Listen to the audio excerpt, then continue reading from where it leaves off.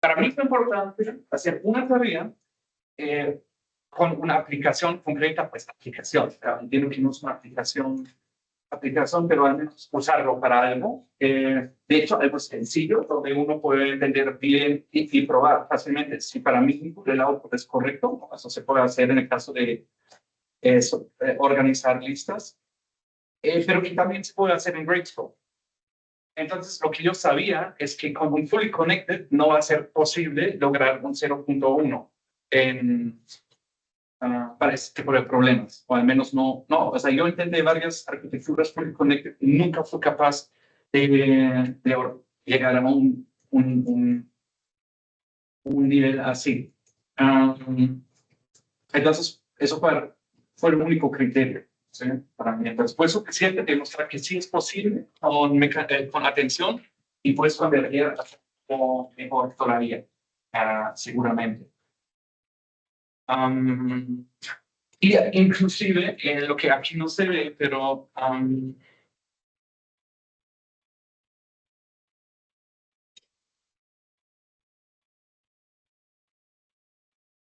aquí, no.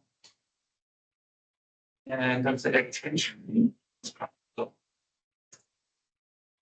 Sí, el attention beam inclusive fue muy pequeño en mi caso. Yo usé solo como una dimensión de 4. O sea, para ese DK, para comparar queries y...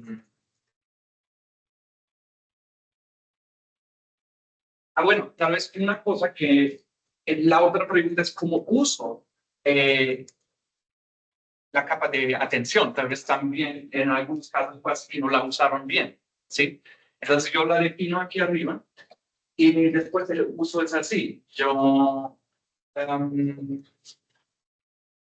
y abajo, entonces yo me creo primero un embed. O sea, prácticamente es casi la misma como la fully connected, ¿sí? Lo único es que una vez que yo tengo la representación de la secuencia hasta ese momento, ¿sí?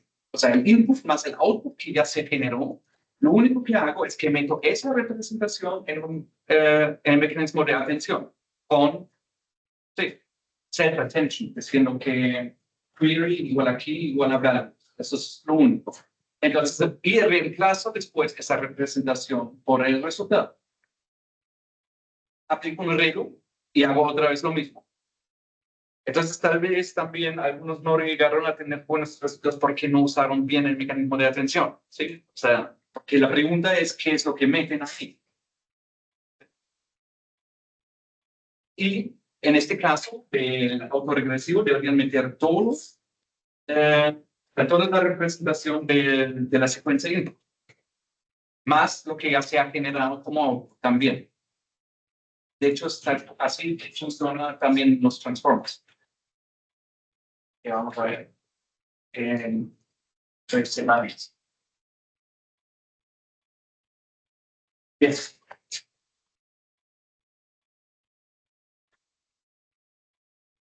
Eh,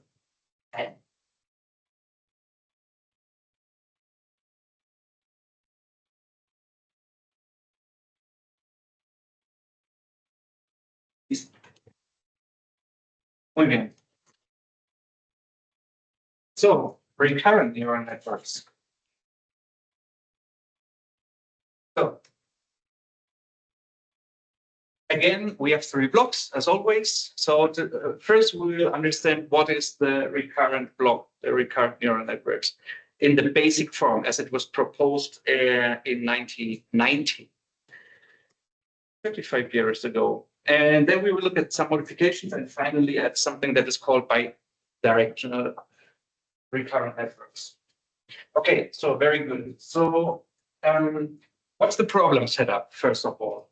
So problem setup is that we say we get a matrix. Actually,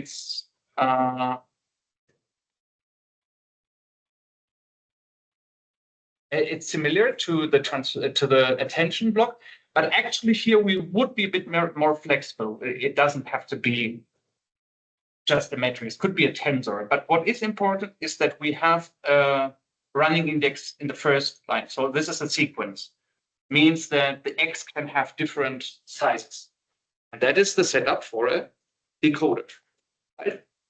So input state is flexible in the first dimension, and then we have some fixed dimension di, I for input, okay? Input dimension. The output space is also flexible in length, and we have a fixed second, like output dimension. Okay, so we get a matrix, we produce a matrix, but the matrix is a single instance. Yeah, it's not like this matrix here is not the data set that I put in, but a single instance is a matrix. And here also in the output. But in a sense, like one dimension is fixed, the other is not. Yeah. Always. Well, but in this case. Like now for the slides. Okay, in principle, but usually this is the case for recurrent networks. Okay, so usually this is the condition. And if you use a recurrent networks in PyTorch or Keras, it will always be like this. In principle, you could extend the idea to higher dimensional inputs as well. Okay, so objective will be that we learn a decoder that will produce nice outputs here. Yeah, and nice is characterized by the loss function. Loss function takes two sequences, the true sequence and the produced sequence, the predicted sequence, and then somehow creates an arrow. And as always, we have pairs of X, Y. Well, like almost as always, because in the autoencoder we did not have the Y, but now again we suppose that there is some ground truth. Okay, so now here this suggests that both things are always variable length. In the input, this will always be like this. If the input is not variable length, then what we see today doesn't make sense. In the output, we could be also a bit more flexible and say, yeah, we just want a single output. Yeah, maybe just classify something. So this here is like a heart rate, a sequence of heart frequencies, for example, or it's a sentence or it's a text description of a movie, and the output should be positive or negative. Yeah. This is a positive review, like this sentiment analysis, right? So somebody is saying something positive about the movie or something negative. Then the input is a text sequence, and the output is just yes or no.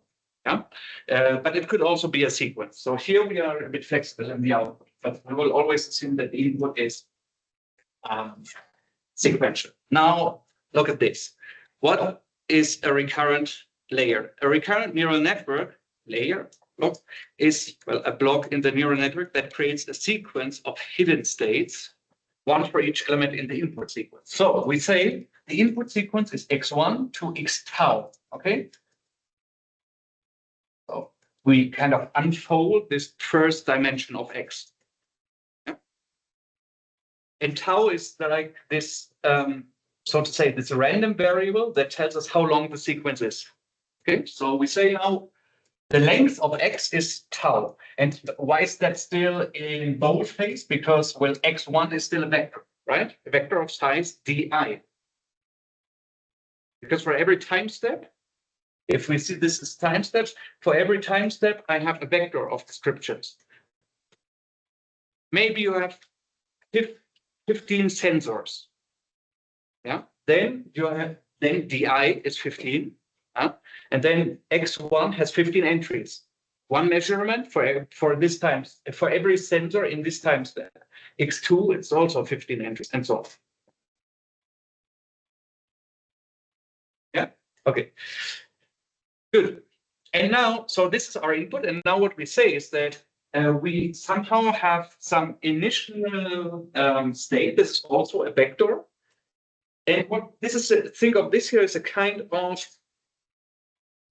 knowledge memory, or current way of, like, a state of perceiving the world somehow. This is initialized always in a constant manner. So my initial state of seeing the world is always the same, but now after the time step 0, so from here on we will compute this way of perceiving the world. Okay, so this is an initial vector, and now h1 is computed from h0 with this funny formula. This is an activation function. This is a linear layer. This is a linear layer. This is a bias. Activation, sorry, an activation and So if you would not have this here, okay, then you would just say, I have a linear layer with bias, okay, applied to this initial state. That would be your net values. And then you compute the activation function. okay. Really? The only thing is that we add something to this. And this is here, this here now we interweave this percept we have with the true input at that time step. Okay. So we have two weight matrices here. WI. So this I is not a running index. It's not like we have one for every I. No. So I just means input. Okay. So we have one matrix here that somehow takes the input for time step t and maps it into a new representation of the same size as H. So this here, so this matrix here is a DI times DH matrix. And DH is now the size of this memory here. So maybe the input is 15 because we have 15 sensors, but DH is only 7.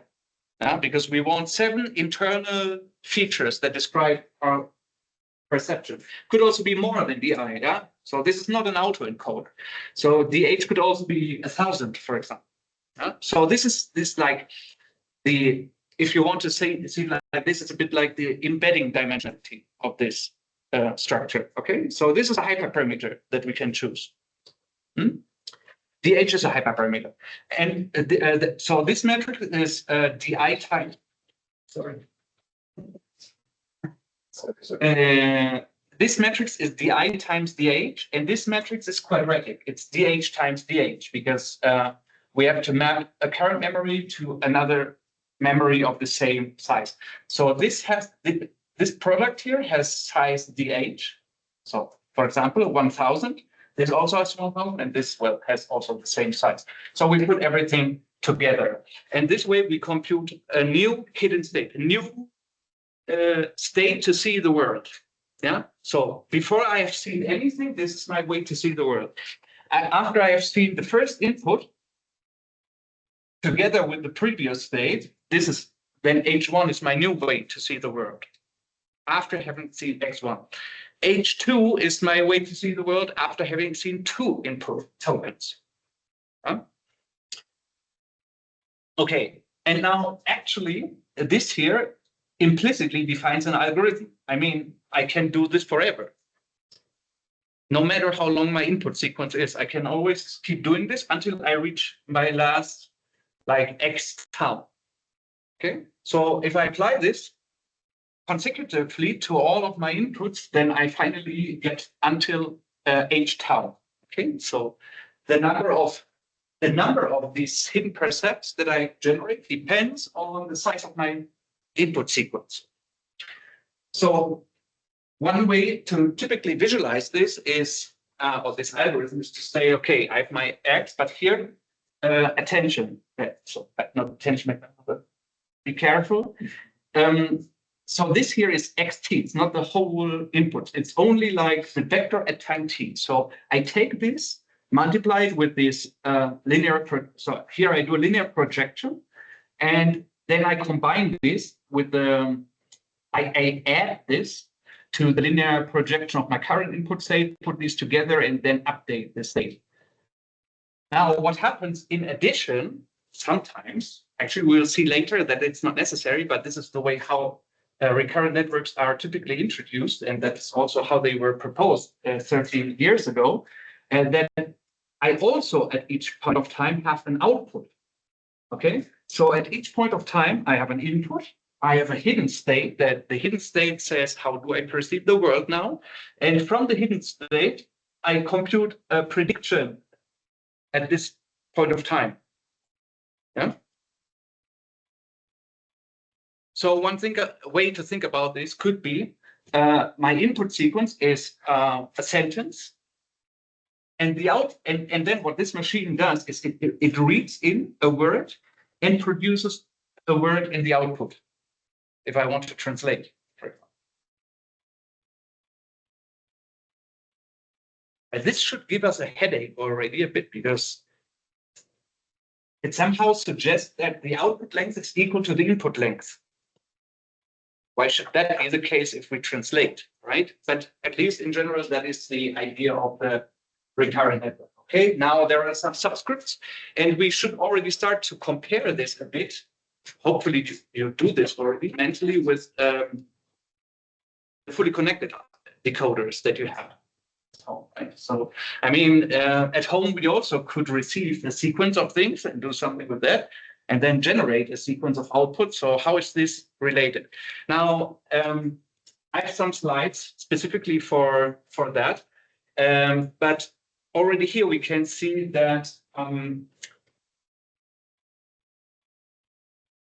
there is no like direct influence, or okay, so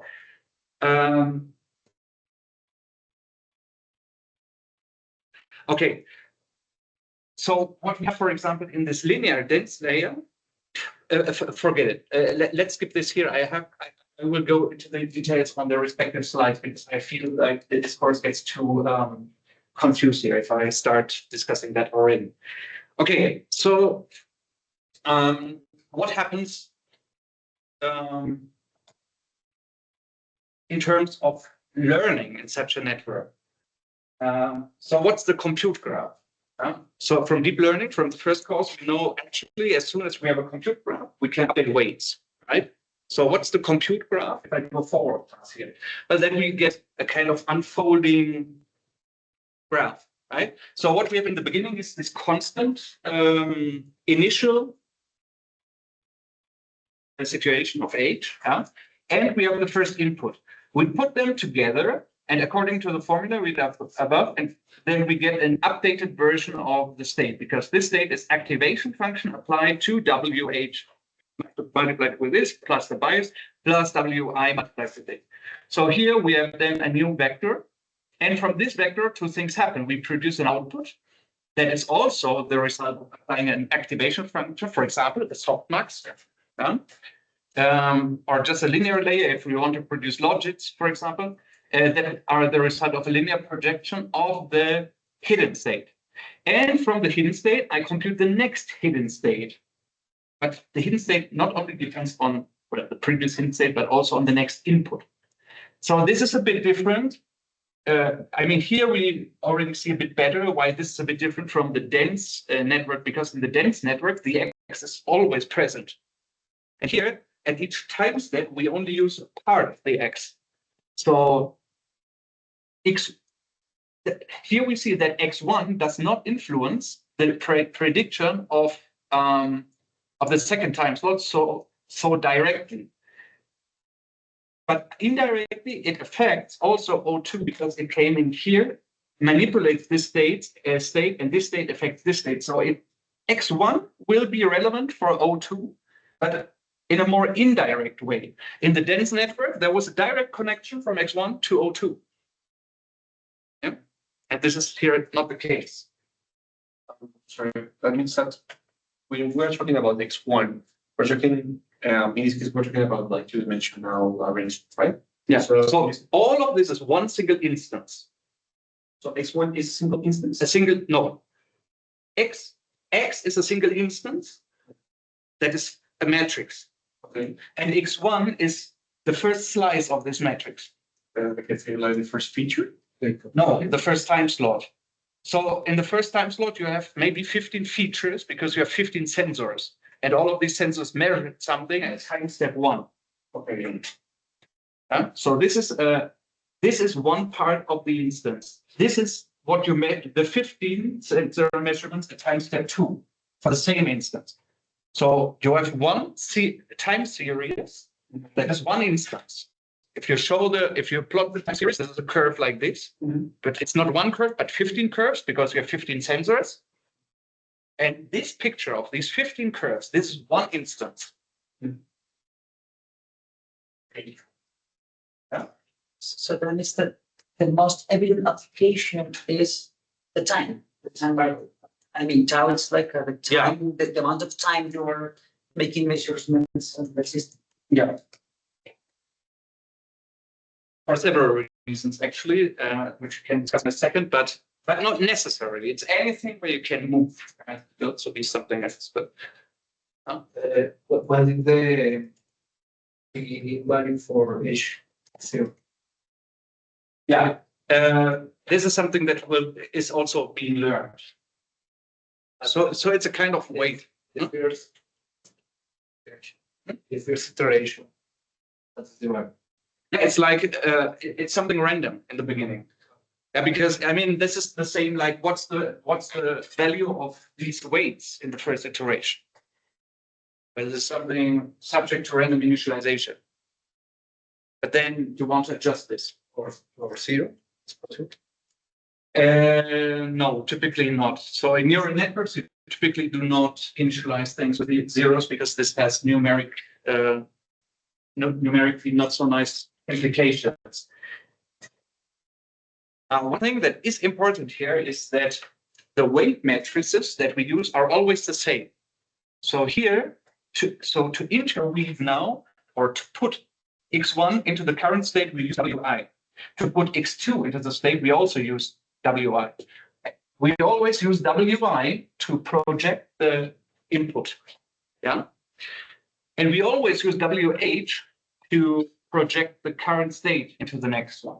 Okay, so we do not have many different matrices here. We see them here, but they have all the same matrices. So it's actually only 3 weight matrices.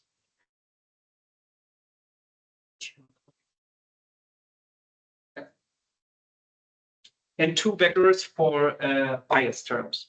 And here we don't have a bias term for this. Actually, in PyTorch, you have one, but it's mathematically irrelevant. Because the point is that the bias term is used here in this formula. And if you have a bias term for I and for H, or only for one, I mean, you would anyway just sum a constant vector here. So it doesn't matter where this comes from. Yeah. So you could have 2, but in reality, it's not really relevant. I have a question there. Not the technical issue, but how backpropagation works. In a simple instance, they calculate the particular WH, WI, and WO and keeps the same. Or maybe at the end of the whole iteration starts to the backpropagation for this WH. Yeah, okay, so it's really cool that you asked that. Actually, in the book, so in this data mining and machine learning book, from which I took the slides originally, they explain exactly how the backpropagation works. I don't do it anymore because I explained it already, like in general, in the first course. Because here, what you say is that once you have this compute graph, what you did in the forward pass is that you memorize the gradients at the input level. So for each node, when you want to do backpropagation, short story, yeah. When you want to do backpropagation for every node here, you need 2 values. The derivative of this thing here, based on the inputs, this you can do at the in the forward pass, and this is in PyTorch. PyTorch automatically computes this when you do the forward. But you also need the derivative of this value here. Of the output of this node with respect to the final error. And this you cannot know at that point. That is what you get when the backpropagation comes. But backpropagation just says, aha, I have a compute graph, and now the compute graph is like a tree. And now I run from the tree here and propagate all these gradients back. I don't care how this graph looks like. It's a general mechanism. And as soon as I have this, everybody can do the multiplication of the 2 things, and then you're good. So what they do in the book is they explain to you exactly for this specific case, how does the gradient flow in this case? I just say we already understood that if you create a graph that only consists of differentiable functions, operations, then you can just always do this logic of backpropagation that was like the first or the second class of this deep learning, the deep learning models. Okay. Yeah. And And once you have this, you don't have to ask yourself anymore for every specific architecture. Okay, but in this case, how does it work? But anyway, if you want to see it exactly for this case, it's in the book, and they are Okay. very detailed about this. But my question is, so I have to define it out. No, I read it. no. So what this here says is basically for it. So what is tau? Tau is the length of your input sequence. Now, we're not in the dense network anymore. We imagine that you write your own PyTorch module, and the PyTorch module has a loop, a for loop, that goes over the length of the input sequence. Then this loop will make tau iterations. And that will just create implicitly a compute graph of length tau inside of PyTorch. But this is for the next x, it will be different. So if you do another forward with a different x, that will be different. Okay. Can you remain the name of the book?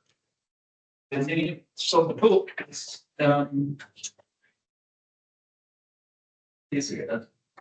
data mining book.info.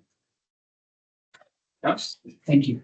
we have this in the library, and the chapter is this one here. Keep learning, and you can also read it online.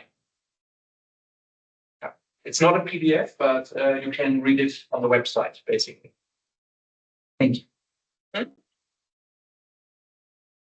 Good. How many segments is possible to manage or learn? Is How many or how long? how long? There's no limit. No limit. Yeah, that's the cool thing, because I mean, where is the limit here? Like the question is a bit, what is the biggest natural number? Yeah, so if you say the biggest one is 1 million, then I say 1,000,001 is bigger, and I can compute it for 1,000,001. So whenever you can compute it for t minus 1, you can also compute it for t. There's no, and that's now exactly where things are getting cool, because this is nothing that you can do with a dense network. Okay, so or the T is. Okay, I understood. The T is one episode. And remember the last continue. Is this actual create a limit or not? No, there is no limit. There are some implications in practice that we will discuss next week. This is then one starts talking about again, because we talked about this in the first course already, that one start again talking about vanishing gradients, but not today. So in theory, there is no limit for this, but in practice, there are issues, let's say. Sort of like I still try to understand how the input works. Let's say that, for example, I have like 15 time series. So I have like one group of 15 labels for a specific time period. How does that work inside of the graph? So here you have a vector of 15 entries, and you multiply, and let's say that this has 10 entries, okay? So here you do a multiplication with a 10 by 10 matrix and add a 10-dimensional vector. Okay, so from here you get a 10 vector with 10 entries. Okay. And what you add to that, well, here you have 15 entries, and you multiply this with a matrix 10 by 15. That projects this guy here into a space of 10. So you have a vector of size 10, you have a vector of size 10, you add them together, and on the result you take your activation transformation. Is it okay? Yeah. Just like that. Okay. As simple as that.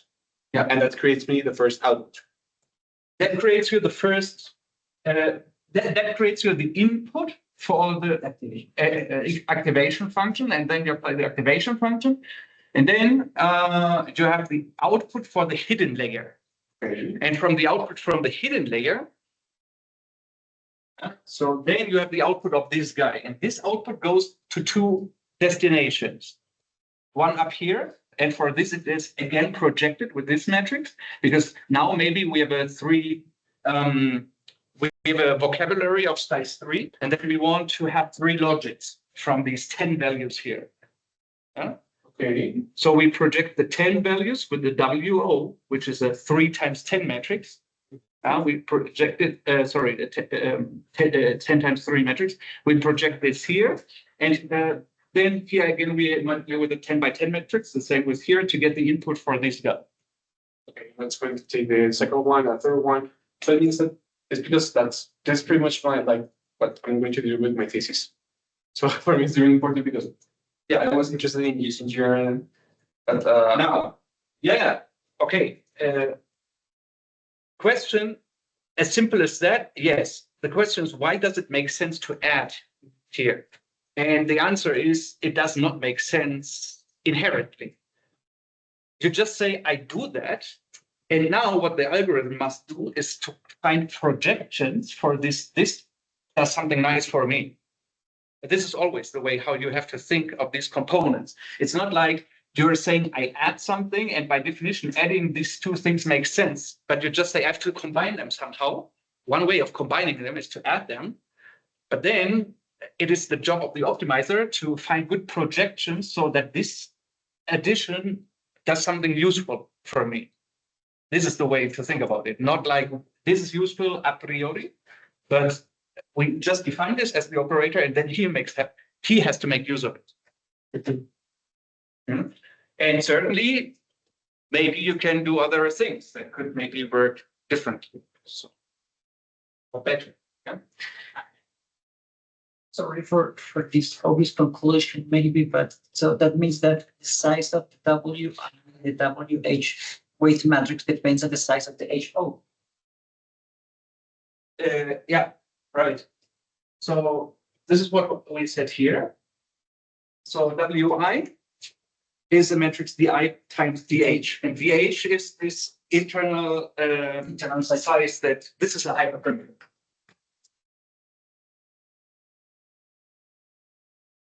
Good. Okay. Now, let's compare a bit to the simple dense networks.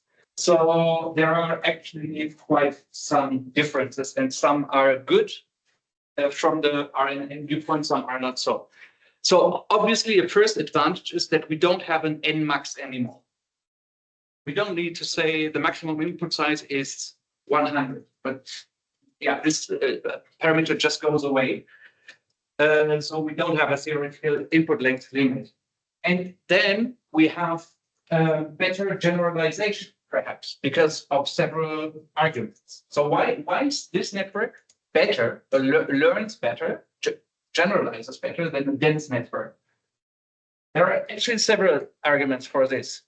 So the first one is what we call an inductive bias. Inductive bias is, so to say,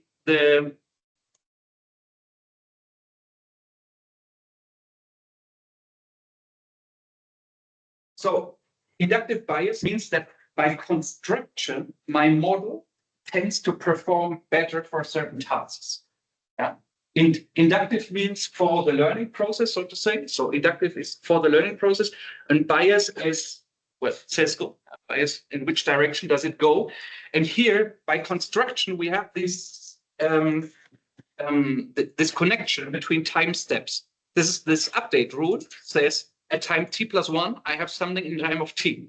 So we somehow construct something that can do something in time. Okay. So here it is baked in. That means by definition, what we learn will somehow make connections in time, and there is some kind of communication in time between the different outputs or hidden states. In dense networks, that's not like this. In dense networks, you just say, I have input 1 and output 1, and they have a single weight connection, or there is a connection between them. And input 1 also has a connection to output 2. But this is completely independent. That are just independent weights that connect these two. Okay? And the dense network has no notion of time, or so. It's just like, he learns to memorize that some but this is implicitly in the weights that for some positions you have to behave in a certain way. But if you now just move your heartbeat sequence a bit, then for him it's a completely different thing. Yeah?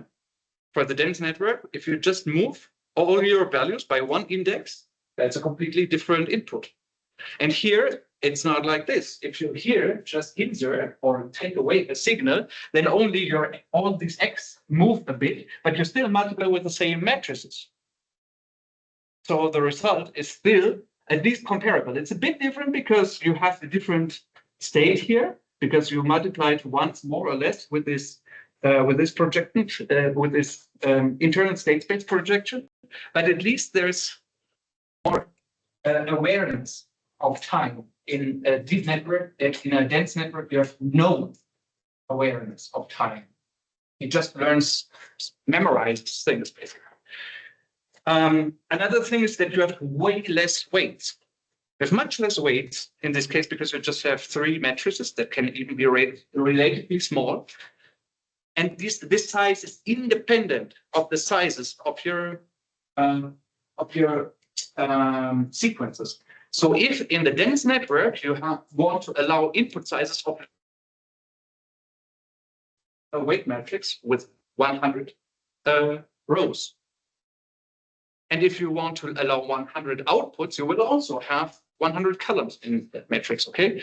So this makes dense networks much more prone to overfitting and also explains why they are not really able to do a good job on this list sorting task if you have too long lists. Because they have to memorize too many things. Now, if you make your dense network bigger, at one moment, you will be able to do it, also with the dense network, but not because it's efficient, but just because basically he learns from scratch every possible combination. There's really no intelligence, no generalization. It's only like he tries to memorize how to behave well in which position. And you need millions of achieve good performance with such an architecture. Yeah. And then there is not only weight sharing. So weight sharing means that we have the same W's for all steps. But we also communicate between the different predictions. So if in the dense network, I have my input sequence and I produce the output sequence, there is no communication at all between what's going on. I can basically predict the first output, the second output, the third output, all independently. There is no connection between these because the only thing that I need for the first output are the weights that go into the first output.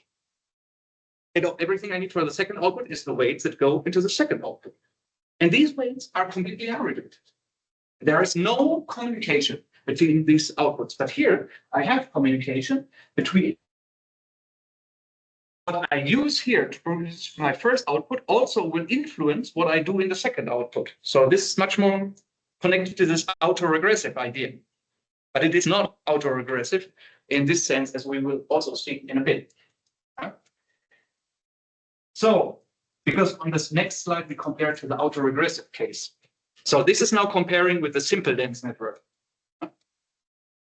There are also disadvantages in the recurrent network. Yeah, and the conclusion today will not be recurrent networks are the solution and always better than dense networks.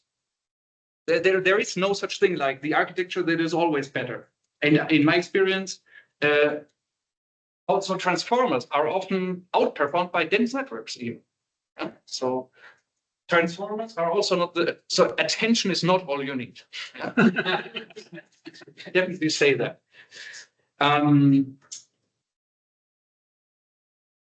Okay, so one thing here is, okay, so in the input, I'm flexible, but the output length is not flexible. The output sequence will exactly have the same size as the input length, right? So if we look at the graph again, I mean, the output length has exactly the size tau. So, I mean, it's variable in length, but it's not configurable. It's like in the convolutional networks. In the convolutional networks, I don't have a correspondence one-to-one because the output is always smaller, right? Unless you use padding, as convolution padding. But yeah, it's similar in this sense. So here one can say, okay, if I want to produce something shorter, then it's easy because then I can here just output padding symbols or so. Yeah, and that's why I can at least implicitly produce something shorter, but I cannot. This is not so obvious right now. How can I produce here something longer if my algorithm only works until here? We have a slide on this. We'll fix this as well, but at least in this version, the output length is limited by the second. Second problem here is that the output cannot depend on any the output at time at t cannot depend on anything that comes after t.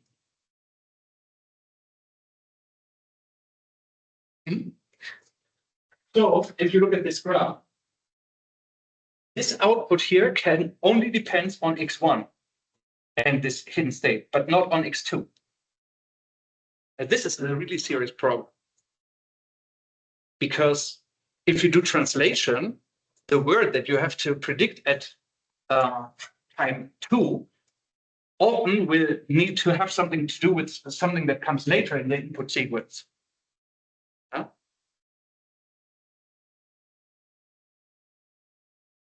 I mean, you see this already. I mean, the green car, but in Spanish, el carro verde.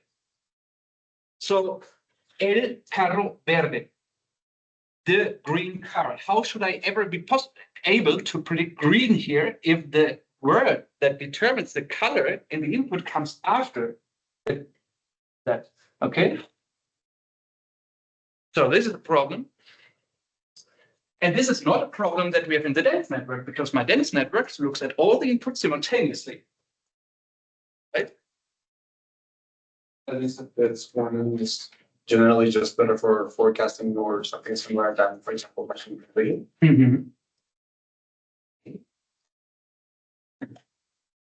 So yeah, I have a slide to discuss this. And then also the output.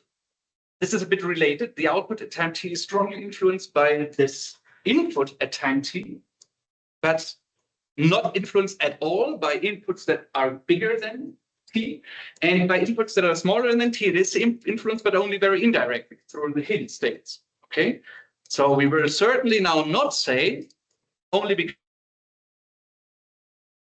the recurrent networks are the solution for treating time series. And now if we compare to the dense network as an autoregressive approach, things are similar, but also a bit different.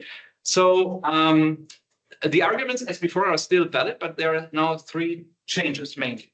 So first, in the autoregressive case, we do have weight sharing because we learn only a single network that does a single prediction in the output, a single prediction. So we do not have weights for every output position, right? So that means that weight share, the pro, the plus that we have in recurrent networks with weight sharing, actually we also have it in the dense network if we have the autoregressive approach. Yeah. So one pro less for recurrent networks. This is we have the autoregressive approach. We also have communication at the we do not have communication at the output level. So if you use this figure here, what you have in the autoregressive case is that the output O1 also directly influences the output O2, because this becomes an input when we predict O2. But here, there is no connection. This is what we do here is completely independent of what happens later. Okay, so yes, O2 depends on the hidden state here and depends on X1, but not on O1. So this is different somehow. So here we do not have autoregressive logic at the recurrent level. So in the dense model, the output at time t depends on, actually that should be X, the full X, not only xt, on all the X, and on all O from O0 to O3 minus 1. So, and everything that happened up to that part, including the outputs. But in the recurrent network, my prediction here only depends on the current hidden state, and not even indirectly on the outputs from previous states. So that's another difference. Now the question is, what of this is better? It seems like this is a disadvantage for recurrent networks because it would be better to know the concrete prediction at time t-1, because maybe it's more informative. I want to know which was the symbol I produced at the last time step, not only the hidden state from the last time step. But it's not necessarily worse because this may be more informative or more concrete, but the internal state H can have much more features than O. So H can send maybe a richer signal. So it's really not clear which of the two is better. It's just important to understand that they are different and how they are different. Yeah, autoregressive means I get direct output signals from the previous layer, which is maybe nice because I know exactly what I said in the last time step, but I don't have the hidden state available. Here, I only have the hidden state and do not know exactly what I said last time. But of course, this is only in the standard architecture because nobody stops you from combining both. You could do your own recurrent network where you just also put the previous outputs here. Yeah, you could do this. It's just not part of the standard implementation. Okay, so here's the standard decoder. Actually, this slide should go into the presentation 3 weeks ago or 4 weeks ago about the decoders. So when I do the simple network, I just take all of my inputs from x1 to xn max. I process them somehow with a big weight matrix or even a different logic here. Maybe I have a deeper network. And then I simultaneously predict all the outputs. That was what we did on sheet 4. Autoregressive looks like this. I only have one output at each time step, and my inputs are x1 to xn max, and the outputs from O1 to OT minus 1. Okay, so these are really very different architectures. Okay, so that's the recurrent block.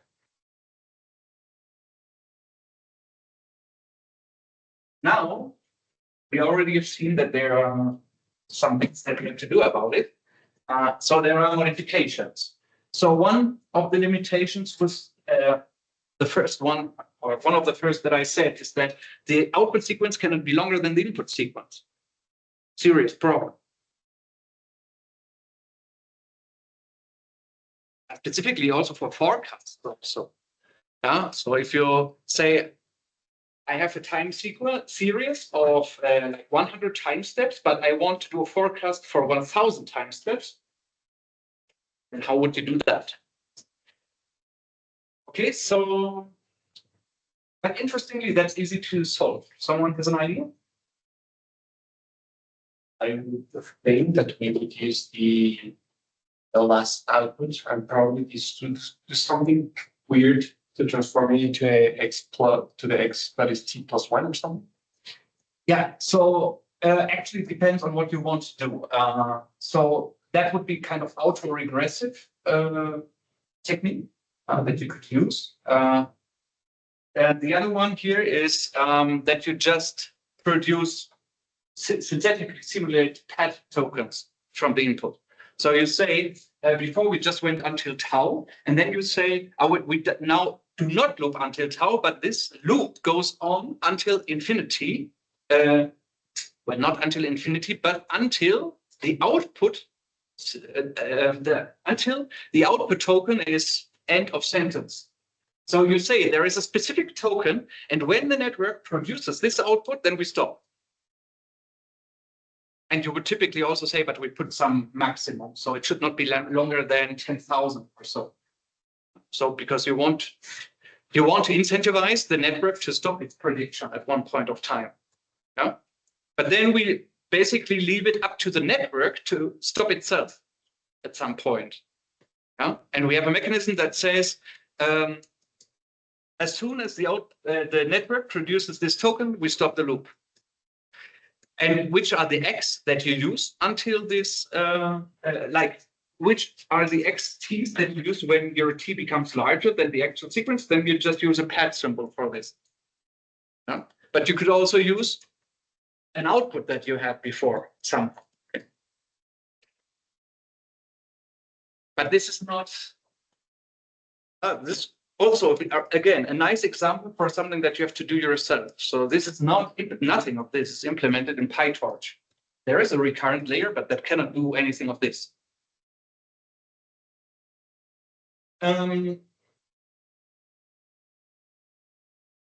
The other thing is that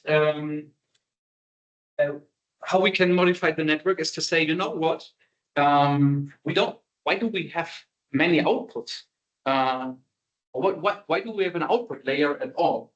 Maybe for example, we want to do heartbeat classification. So you have a cardiac sequence, and you only want to say healthy or not healthy. So you do not want to have an output at every time step. You only want to take the whole thing and say at the end, good or bad. Yeah.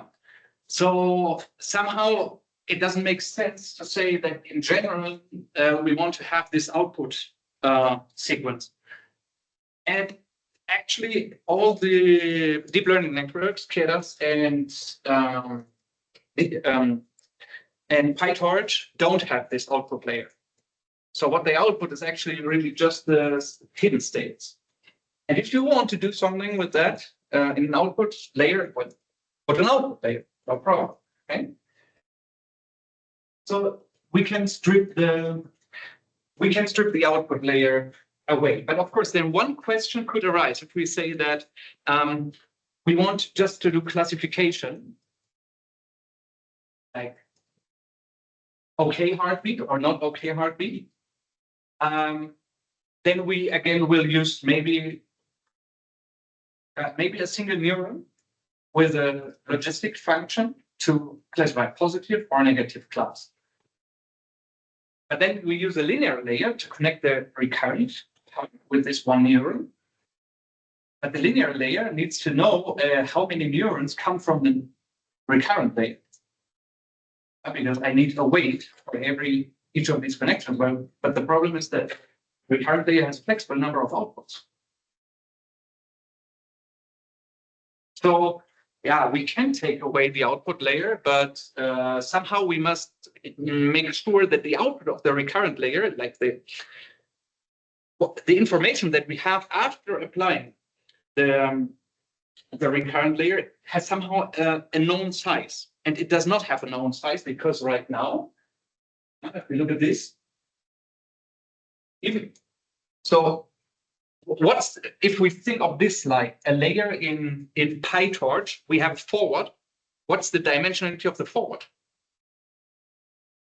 Well, it will have a size tau. And we don't know in general what tau is because that depends on the concrete X.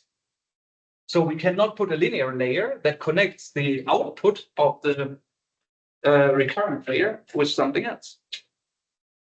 We must somehow get rid of this variable length there. And there are then techniques to do this, which are called pooling. We have already seen pooling in the context of convolutions, but here this is called a bit more like global pooling. So you could say the output, I take this variable length tensor, but I only take the last element. And if you only have the last element, well, it doesn't matter how long this metric is, you just take the last row. Yeah, so that would be one way to do it. This is good if you think that the result that is important for you is at the end. You could also do mean pooling and say, I look, what is the hidden state on average across the whole process? Then you put the tau actually changes on the slides. So this should be tau here, and this should be 1 over tau. And then, so here you get rid of the tau by averaging it out.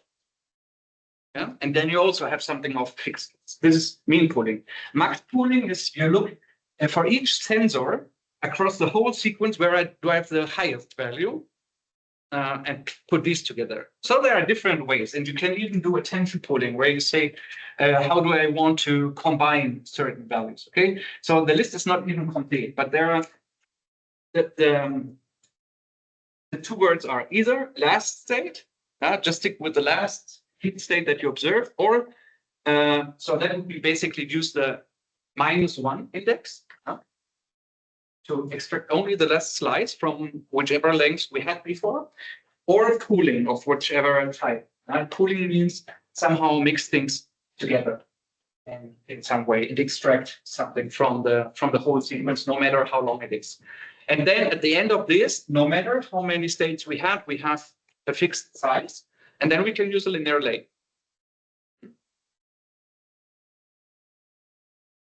This is, by the way, also a technique that you can use with convolutional networks. So if you want to do classification at the end, if you want to use classification at the end and you want at the same time to be flexible with the input shape of the images, then you also need something like this. Because otherwise you cannot. You always have this problem that the output of the convolutional layer is variable in length because it depends on the input shape, and you must get rid of this problem. And pooling is then what you want to do. So in the case of convolutions, it's only pooling. You would not use this here, but in time series or for these sequences, open. Okay. Well, now who said that we can only have one hidden state and then have to process to the next one? We could also say, wait. I do not want to go directly so I do not want to process these two, like the XT and the HT, and then put it already into the output or to the next layer, but I want to do several modifications. So what I want to say here is, again, in the figure, here I basically say that this is just a kind of combined linear layer, a single combined linear layer, but basically I could put a whole neural network into this. I could do something arbitrarily complicated here. Not only have one weight matrix, but several of them and have different activation functions internally. So who said that we just do one operation? The original paper says it, but nobody really limits us to do that. So what I have here is that, but what is common is to say, but okay, let's not do completely crazy things, which you could do. But let's at least allow to use several linear layers. Several linear layers with different non-linear activation functions in a row. So instead of saying at the time t, my hidden state is this, I say, okay, this is like a first output, a first intermediate state.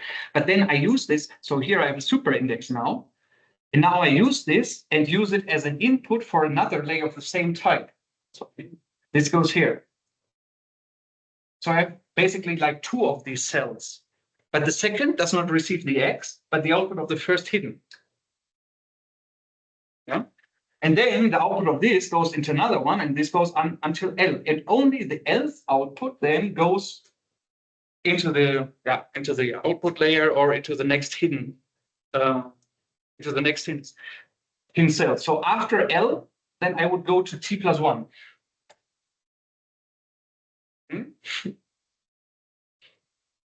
Yeah, I know that this is a bit, this is already a bit more involved. Now here I do have two weight matrices for each of these layers. Okay. So what is super confusing in the beginning, I need to memorize the slide, not always 9. Okay. Here it looks like we would have several hidden layers, just because of the visualization suggests that we have different hidden layers, but it's not like this. It's just we have one hidden layer, but this is like unfolded. Now we can have several hidden layers, and that just means that at each point of time we have several such edges that are like internally connected, and only after the last one we go to the output or to the next time step. So here we do not have several layers, we have just different time steps, and always apply the same layer. if we are in the multi-layer case, we apply multiple layers at each time step. And this is really not the same at all. Yeah. And of course, if we have more of these matrices, we can learn more complicated representations inside of this guy here. Yeah. And do more sophisticated processing. So this is a serious and important alternative. Okay.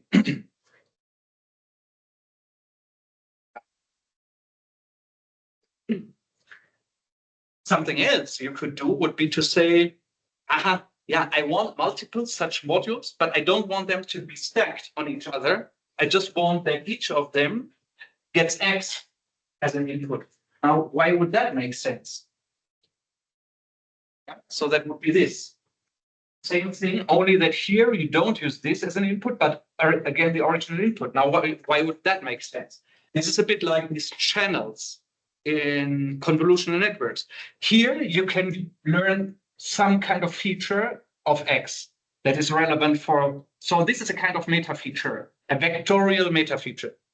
And this is also a vectorial meta feature. So this is like multi-head recurrence. Yeah. I have several heads, several recurrence heads, L, but all of them get the same input. Yeah? Do we see the difference? Yeah? In one case, we connect them internally. This is a kind of, I use a neural network inside to process the signal and come to an eventual state. And here I have just multiple states that all depend on the same input directly, and there is no communication between these, so they can learn independent features somehow on my sequence.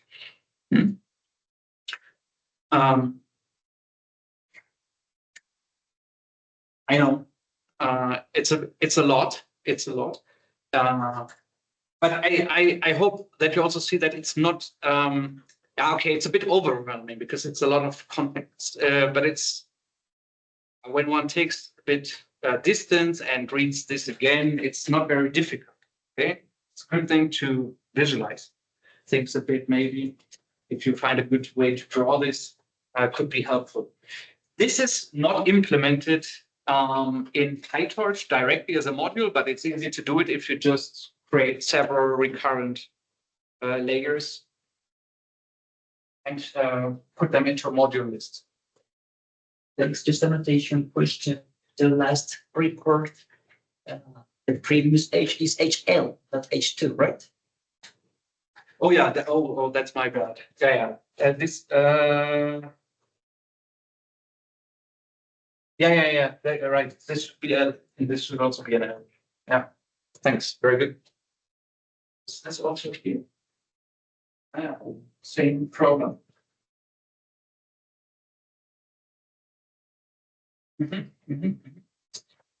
Okay, very good.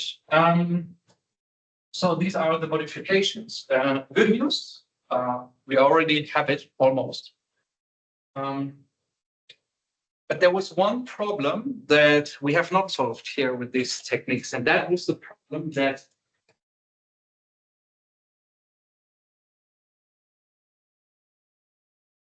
the hidden state at time t only depends on the past, on what happened before t, and we cannot have in this state anything that is related with what comes later.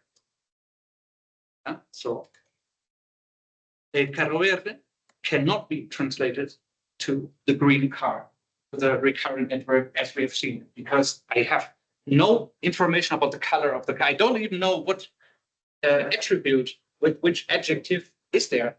Do we even speak about color? Maybe it's the fast, el carro rápido.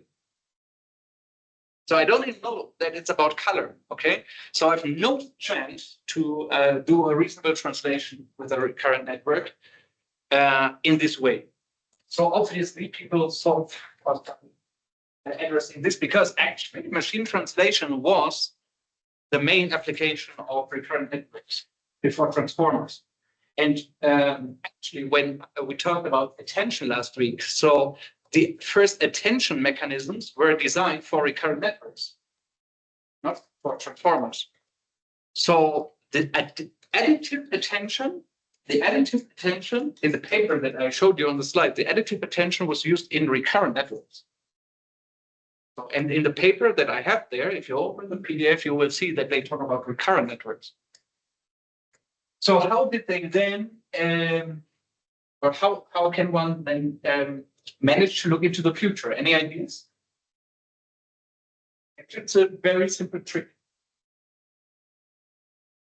Maybe change the direction of doing things with X tau and making the same approach, but ascending the step. Yeah, exactly. That will be the thing. But now, before we talk about the solution, I wanted to emphasize that this looks like a disadvantage.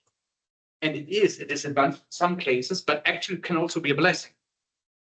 Because there are applications where you want to be sure that your algorithm does not look into the future for some reason. For example, in forecasting. So it could be that you want to fit the whole, a whole time series into the network, but you want for every time step, you want to get a forecast from the network of what will happen in 20 time steps. Yeah. So even if your input already contains this information, you do not want the network to use this. Yeah. So this is in time series, this is called look ahead, and this is a super serious problem. I've seen that really that many people who work with time series do not even know that this exists and how serious this problem is, because this can easily introduce you an extreme bias and makes your model overly optimistic. Okay. But Felix, I'm a little bit confused there because, for example, O1 would be, for example, in one of these forecasting exercises, what would be, for example, O1? It would be like. Yeah, it depends on what you want to say. So in forecasting, you say what's the time lapse in which you want to do the forecast. So for example, you say, today I want to say what will happen in 30 days. So you have this delta in time. Okay. So in this case, O1 would be what is the value of this variable in 30 days. That would be O1. O2 is what is the value of the variable in 31 days. 3 months in that case. No? Or 2 months in that case. Because if your next step is. Yeah, okay, then it also depends on the semantics even of the, yeah. So, but this basically depends on your use case. So how do you want to make the projection?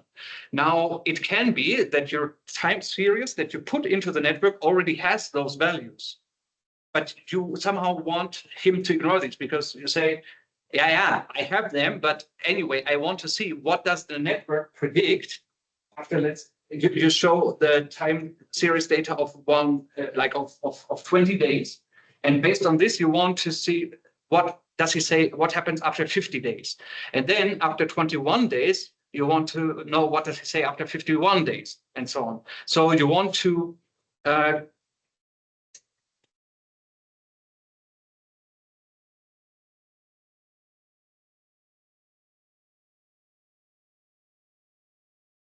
is just in general a model that can do forecasts of size. Here we have the time, here you have the function value, and then you say you have an input sequence that looks maybe like this. And then you say, okay, I always want to predict for any point of time what happens in 30 days. Well, for which point here do you ask that? 30 days. Ideally, so you could ask here, for this point, I want to know. So that would be like my T 0. Then here I want to have a prediction of what happens at T prime 0 here. So I should predict this value. But if I use the whole time series only to make this single prediction, that's a big waste of data. So I also want to know at T1, what does he now predict about T1 prime here? Okay. And so say basically for all point of time from here on. So if you say, if I have a history of at least 30 days, then I want now for every point of time, I want to know what's your prediction of what happens in 30 days. And that creates you maybe, then ideally, a prediction that goes something like this. Yeah? Clear so far? Yeah. Now, of course, this has a huge problem if at this point of time I already can see this value. Because then I will just reproduce it. And here it's really good for you that the recurrent network has basically this built-in limitation that it can get wrong. Because this look ahead happens a lot because people use algorithms that implicitly do look aheads and they don't notice that. Yeah, Serena. Yeah. Are doing that. So if you use an attention mechanism here, so if you use a transformer here, you already have a problem. So because the transformer with the attention mechanism looks at the whole sequence simultaneously. Yeah. Of course, then there are methods to avoid this. You can then start to mask certain parts so that you make them explicitly invisible. Yeah. So you multiply everything here with 0 so that you cannot see it anymore. But you have to be aware of this problem. And in the recurrent network, you will get this for free. Okay. So, what? Okay. So your solution is actually what you do. Okay. So you introduce basically just a second recurrent head that goes from the end to the start. Yeah? And then we make the output at each step in case we have an output layer. We make it dependent on both, on the hidden state from the forward and from the backward direction. Yeah, that backward doesn't have to do anything with back propagation. This is the forward, but it's just like 2 different directions here of the. Sorry, just a quick question about that. So for example, for T1 and T1 prime, you don't really use T0. You just use like. You use it. T0, you can. Do you use it, or you just use like the hidden state? Okay. Yeah, very good. So the recurrent network does, I mean, anyway, it's not T0, but let's say X T0, right? Okay, yeah. I mean, it's not about the time step, but it's about the value that you have. So, but you're right. You do not use X T0 directly, but only indirectly because X T0 influences the hidden state for the next. And from the hidden state, you have implicitly the influence there. Yeah. Okay. So you consider XT0 only in the way how it is, like how it got merged into the hidden state. Yeah. But it's not that XT0 is actually like. It's not available anymore. Yeah. Yeah, it's not available anymore. So if you want to have that, then a transformer would be good again, because the transformer looks at that direct. And any recurrent network that works like this is then called a bidirectional recurrent network, BRNN. Bidirectional because it's like in the 2 directions. And here this is now only not even, not yet 30 years old. Okay, so formally we would now have the standard forward operation, but we have now here. Yeah, so we have a forward and a backward for the thin layers. Also bias in the forward direction and in the backward direction, and also different weight metrics. Here it's like hidden and back. I have to maybe adjust this a bit, but the formalism gets a bit clumsy. But the basic point is for each time step, we now have 2 different hidden states. And one is in front from the back, and one is in front from the front. For the output layer, we would now use, if we use any, then we could use both. Yeah? So we have to wait with the computation of the output until we have the information from both ends. And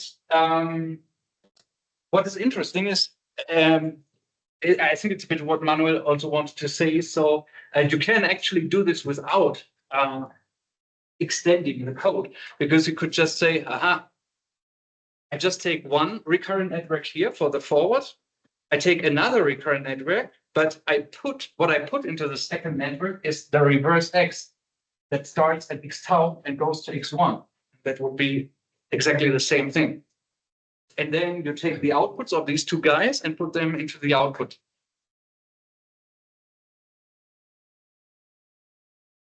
So that would look like this.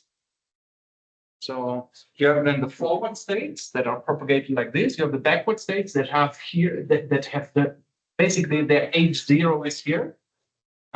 So they are propagated along this way, and then both of them go into the output. And now, if I say el carro verde, then the green, the verde, comes from the back here and is available to say green car. So this solves a bit this problem of the missing look ahead, which is good in some scenarios and not so good in others. Sorry, Felix, can you go back to the last? So that means that we have an additional projection here with WHO with H power. This here? Yeah.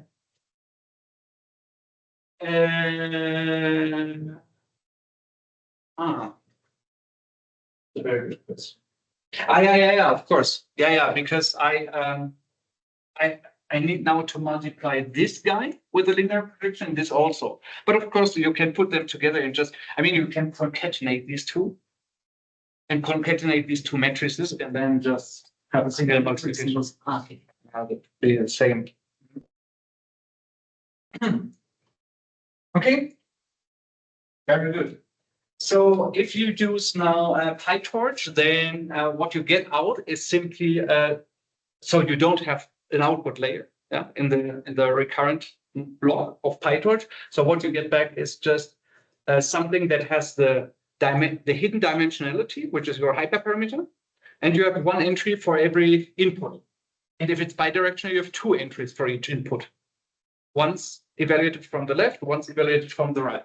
So this is the output shape of a recurrent block in PyTorch. There is no such thing like an output layer. Then you can do with this whatever you want. If you want to predict something for every position, well, then you can do it. So the first tau entries are from the forward pass, and the others are from the backward pass. And here you can do what you want with this. And if you want to make a classification, then you have to use pooling to get rid of this flexible length. Okay, good. So that's recurrent networks. Yeah, that's it. Yeah, that's it. So it's interesting. No sé si recuerdo eso es lo que está intentando hacer, porque ahora creo que me enredé más.